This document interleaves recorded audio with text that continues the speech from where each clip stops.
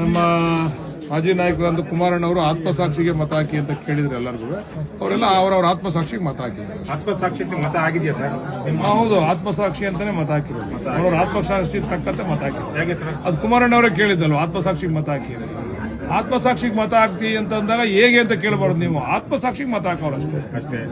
ಎಷ್ಟು ಜನ ಗೆಲ್ಬೋದು ಸರ್? ಎಲ್ಲಿ ಎಲ್ಲ ಗೆದ್ದಾಯ್ತಲ್ಲ, ರಿಸಲ್ಟೇ ಆಗೋದು. ಈಗ ಎಷ್ಟು ಹೋಗಿದೆಯಾ ಇವಾಗ ನಿಮ್ಮ ಇದು ಮುಗಿದೈತಲ್ಲ ಎಲ್ಲ ರಿಸಲ್ಟ್. ಸರ್, ಈಗ ದೇವೇಗೌಡರು ಕುಮಾರಸಾಹೇಬರು ಪ್ರಭಾವದ ನಡುವೆ ಒಕ್ಕಲಿಗರ ಸಾಮ್ರಾಜ್ಯ ಮೇಲೆ ಡಿ ಕೆ ಶಿವಕುಮಾರ್ ಅವರು ಕೊಂಡಾಕಿದ್ದಾರೆ. ಅವೆಲ್ಲ ಸುಳ್ಳು ರೀ.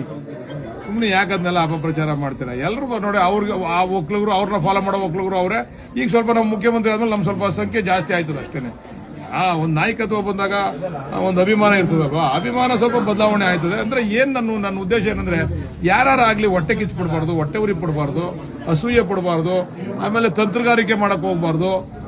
ಇವ್ನು ಆಗ್ಬಿಟ್ಟವನೇ, ಇವ್ನಿಗೆ ಏನಾರ ಮಾಡಿ ಮಸಿ ಬೆಳಿಬೇಕು ಅಂತ. ಎಲ್ಲರೂ ಗಾಜಿನ ಮನೇಲೆ ಅವರೇ, ಎಲ್ಲರೂ ಗಾಜಿನ ಮನೇಲೆ. ಎಲ್ಲಿ ಕಲ್ಲು ಹೊಡೆದ್ರು ಎಲ್ಲರೂ ಗಾಜು ಪುಡಿ ಆಗೋಯ್ತದೆ.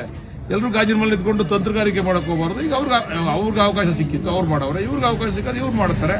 ಮುಂದೆ ನೋಡೋಣ, ಭಗವಂತ ಯಾರ್ಯಾರಿಗೆ ಅವಕಾಶ ಕೊಡ್ತಾನೆ. ಎತ್ತಾಳನ್ನ ಉಚ್ಚಾಟನೆ ಮಾಡಬೇಕು ಅಂತ ಹೇಳ್ಬಿಟ್ಟು ಕಾಂಗ್ರೆಸ್ ಮನವಿ ಸಲ್ಲಿಸ್ತಾರೆ. ಉಚ್ಚಾಟನೆ ಅಲ್ಲ ರೀ, ಮತನ ಪರಿಗಣಿಸಬೇಡಿ. ಅವರು ನೋಡ್ರಿ, ಇದು ಗುಪ್ತವಾದಂತ ಮತದಾನ. ಅವರು ಹೈಕಮಾಂಡ್ಗೆ ಲೆಟರ್ ಬರೆದು ಅವ್ರ ಹೈಕಮಾಂಡ್ಗೆ ಇಂಥವ್ರಿಗೆ ಮತ ಹಾಕ್ತೀನಿ ಅಂತ ಹೇಳಿದಾರೆ. ಅದಕ್ಕೆ ಅದನ್ನ ಪರಿಗಣಿಸಬೇಡಿ ಅಂತ ಹೇಳಿರೋದು ಅಷ್ಟೇ.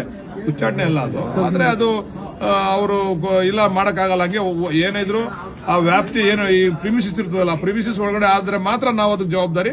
ಹೊರಗಡೆ ಅವ್ರು ಏನ್ ಸ್ಟೇಟ್ಮೆಂಟ್ ಕೊಟ್ಟರು ನಾವು ಜವಾಬ್ದಾರಿ ಇಲ್ಲ ಅಂತ ಹೇಳಿ ಎಂಡಾಸ್ಮೆಂಟ್ ಕೊಡ್ತಾರೆ. ಇವಾಗ ಇದು ಕೆಂಪೇಗೌಡ ಆಟ ಸರ್ಕಲ್ ಇಂದ ಹೊಸಪೇಟೆವರೆಗೂ ಕೂಡ ಅದು ಸಿಂಹಾತ್ಮ ದೇವಸ್ಥಾನ ಮಾಡಿರೋ ಕಾಮಗಾರಿ ತೋರಿಸೋದಲ್ವಲ್ಲ ನಮ್ಗೆ. ರವೆ ಮಾಡುವ ಮಾಡಿರೋ ಕಾಮಗಾರಿನೂ ತೋರಿಸಿ, ಆಗದಿರೋ ಕಾಮಗಾರಿನೂ ತೋರಿಸಿ ಅದನ್ನು ಮಾಡ್ತೀವಿ. ಶೀಘ್ರದಲ್ಲೇ ಮಾಡ್ತಾ ಇದೀವಿ. ಬಿಡದಿ ಟೌನ್ಶಿಪ್ ವಿಚಾರ, ಈಗ ವಾಸವಿ ರಸ್ತೆ ಮತ್ತೆ ಆ ರಸ್ತೆ ಎರಡನ್ನೂ ಕೂಡ ಈಗ ತಗೋತಾ. ಈಗ ವಾಸವಿ ರಸ್ತೆ ಅನ್ನೋ ವಿಚಾರಕ್ಕೆ ನೋಟಿಸ್ ಕೊಟ್ಟವ್ರೆ. ಹೌದು, ಯಾವಾಗ ಕೈಗೆ ಎತ್ಕೋತೀರ ಅದನ್ನ? ನೋಟಿಸ್ ಕೊಟ್ಟವ್ರೆ, ಅಂತ ಕೈಗೆ ಎತ್ಕೋತೀವಿ. ತೀರ್ಮಾನ ಆಗಬೇಕಲ್ಲ ಕಾನೂನುಬದ್ಧವಾಗಿ. ದುಡ್ಡನ್ನು ಕೂಡ ತರಬೇಕು. ಅದಕ್ಕೆ 5 ಕೋಟಿ ಹಣ ಕೊಡ್ತೀವಿ ಅಂತ ಹೇಳಿದ್ದಾರೆ ನಮ್ಮ ಅರ್ಬನ್ ಡೆವಲಪ್ಮೆಂಟ್ ಮಿನಿಸ್ಟರ್. ಅದನ್ನೆಲ್ಲ ನೋಡ್ಬಿಟ್ಟು ಅದೆಲ್ಲ ರೆಡಿ ಮಾಡ್ತೀವಿ. ಸರ್, ಇದು ಬಿಡದಿ ಟೌನ್ಶಿಪ್ ವಿಚಾರವಾಗಿ ಜೆಡಿಎಸ್ ಪಾದಯಾತ್ರೆ ಹಮ್ಮಿಕೊಂಡಿದೆ ಸರ್. ನಮ್ಮದು ಹೋರಾಟ ಮಾಡ್ತಕ್ಕಂಥದ್ದು ನಮ್ಮ ದೇಶದಲ್ಲಿ ಅವರ ಆಜಾನ್ಮಸಿದ್ದ ಹಕ್ಕು. ಅದು ಮಾಡ್ಬೋದು, ನಾವು ಬೇಡ ಅಂತ ಹೇಳಲ್ಲ. ನಾವು ಇವತ್ತು